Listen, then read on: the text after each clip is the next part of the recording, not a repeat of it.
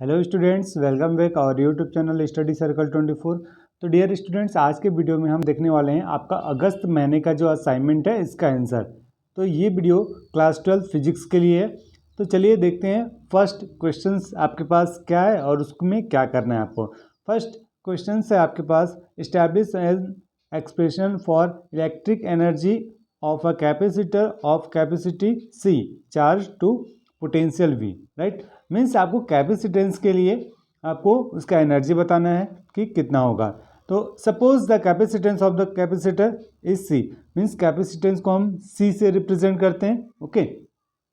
And on given the charge Q to it at any instant the potential difference between it plates is V. तो दोनों plates के बीच का जो potential difference होगा वो V होगा। तो that time potential V is equal to Q by C. Q क्या है, यहाँ पास चार्ज है, राइट, चार्ज है, और C है कैपेसिटेंस, ठीक है, कैपेसिटेंस जिसको C से रिप्रेजेंट करते हैं, ओके। सो अब आपको यहाँ से क्या करना है कि अब उसके बाद स्मॉल अमाउंट अगर लेंगे वर्क डन के लिए तो आपके पास स्मॉल वर्क क्या होगा, dw होगा, और स्मॉल चार्ज क्या हो जाएगा, dq, जिसको dq से रिप्रेजेंट करना है आपको। तो work done dw is equal to क्या होगा, पोटेंशियल इंटू dq, ओके। तो यहाँ v से v की वैल्यू आप पुट करेंगे यहाँ ऊपर वाले इक्वेशन से, तो q बाई सी लिखेंगे आप। देन अब इसके बाद आपको यहाँ से क्या करना है, dw क्या है आपके पास, स्मॉल वर्क है। तो स्मॉल वर्क के लिए अब आपको यहाँ से चार्ज गिवन करना है, तो d इसका इंटीग्रेट करेंगे, net amount of work done to give charge from 0 to q, ठीक है। 0 से आपको q तक क्या क्या करना है, कैपेसिटर के लिए वर्क डन करना है। तो dw की वैल्यू आप लिख दीजिए q बाई सी dq, इसका इंटीग्रेशन करेंगे आप, लोअर लिमिट कितना है 0, अपर लिमिट q है। तो इसका जब आप इंटीग्रेशन करेंगे तो आपको क्या मिलेगा, देख सकते हैं आप यहाँ पास, सिंपली आपको इंटीग्रेशन करना है q का, तो क्यू स्क्वायर बाई 2 मिल जाएगा, अपर लिमिट q और lower limit q naught, okay, 1 by सी।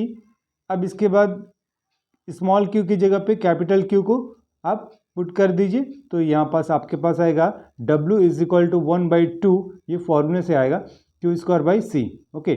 तो ये आपके पास आ गया, since the work done in charging a capacitor is equal to its potential energy, right.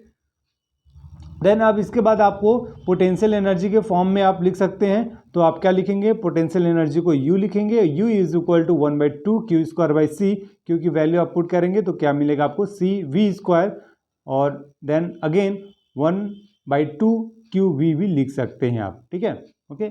Next question अब हम देखेंगे हम, तो देख लीजिए आपके पास नेक्स्ट क्वेश्चन आपके पास उसका, which two factors capacity of condenser depends, ठीक है। तो किन दो बातों पर डिपेंड्स करता है उसे आपको लिखना है। तो यहाँ से आप लिख सकते हैं area of plates and distance between the plates, okay. ये दो, इसके आप वीडियो को पॉज करके आप लिख लीजिए। नेक्स्ट देख लीजिए क्वेश्चन नंबर 2 का ही नेक्स्ट, ओके, ये कंप्लीट हो गया। नेक्स्ट देख लीजिए, नेक्स्ट क्वेश्चन है second number, right to process properties of equipotential surface, and इसी का बी नंबर का क्वेश्चन है आपके पास, what is electric dipole, explain with 2 suitable example. तो इसका आप आंसर यहाँ से लिख सकते हैं। देखिए properties of equipotential surface, first हो जाएगा इसका आंसर कि the potential at each point on equipotential surface remain same, and second होगा no work is done in moving a charge on the equipotential surface, okay. अब इसी का B number का देख लीजिए, डाइइलेक्ट्रिक के लिए पूछा गया है।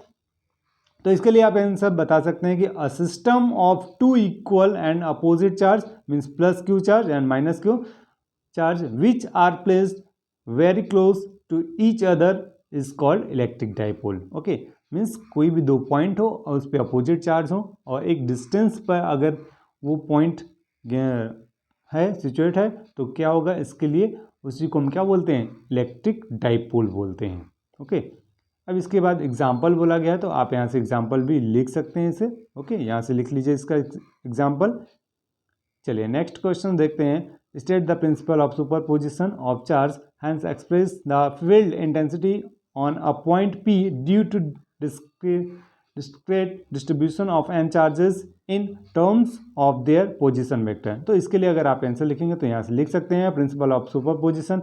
इसमें से आपको इसका डेफिनेशन बताना है कि किसी एक पॉइंट पर जितने भी चार्ज हैं वो उसके लिए आपको इलेक्ट्रिक एनर्जी फाइंड करनी है, ठीक है।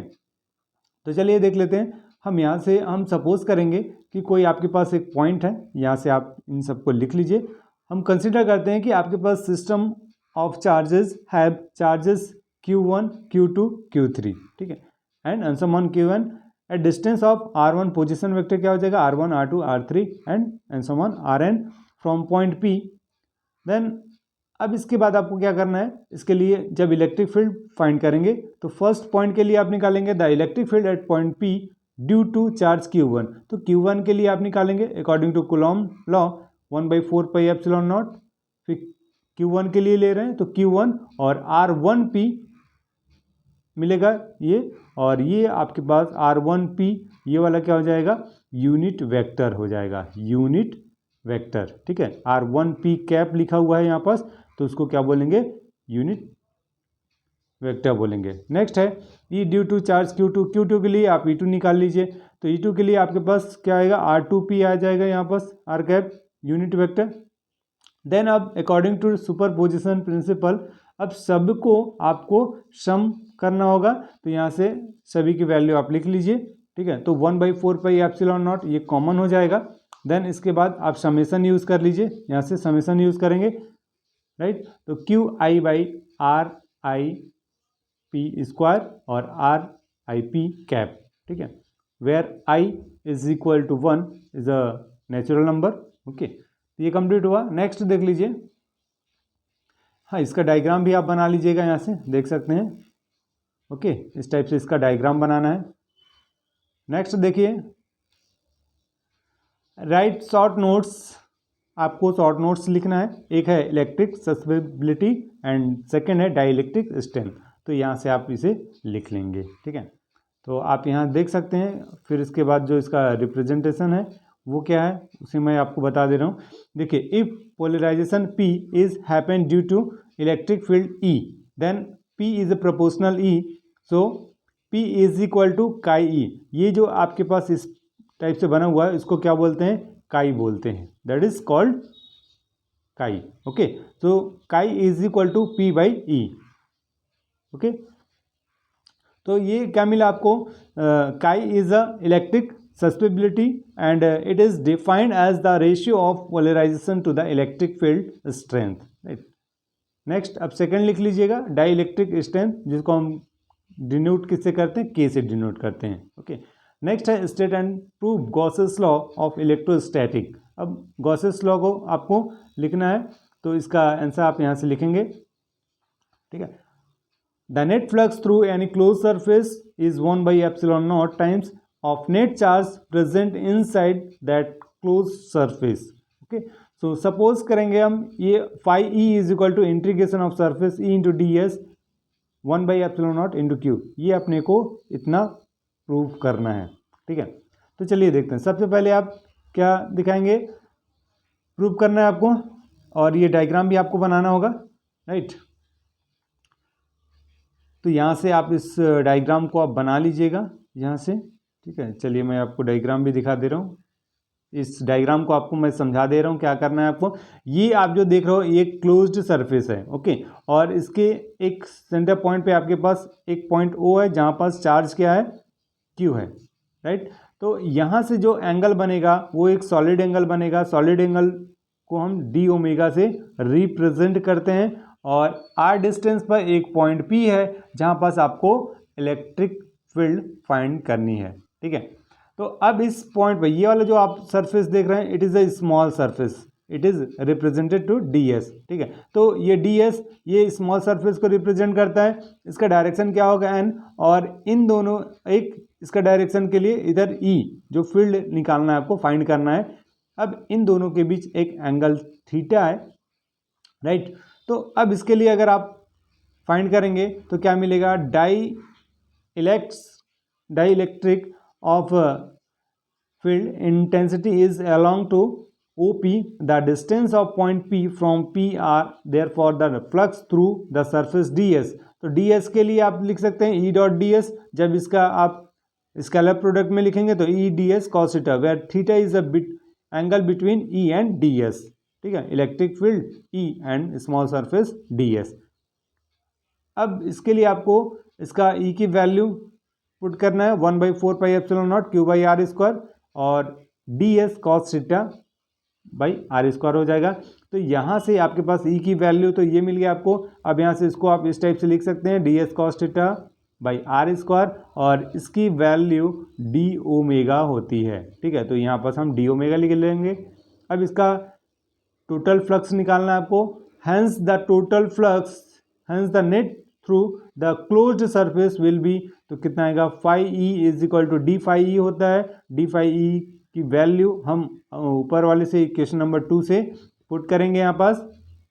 ओके, तो ये जो 1/4πε0 और क्यू है इसको हम इंटीग्रेशन ऑफ सरफेस से बाहर कांस्टेंट है, इसको बाहर करेंगे और तो क्या मिलेगा integration of surface D omega. और क्लोज सरफेस के लिए किसी भी सरफेस के अंदर किसी भी सॉलिड एंगल की जो वैल्यू होती है वो होती है 4π।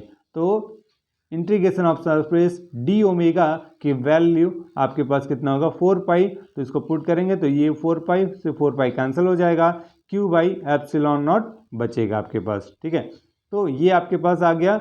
इतना ही आपको प्रूव करना था। अगर किसी मीडियम के लिए ले लेते हैं, डाई इलेक्ट्रिक कॉन्स्टेंट के है, तब उस दैट टाइम क्या होगा phi E is equal to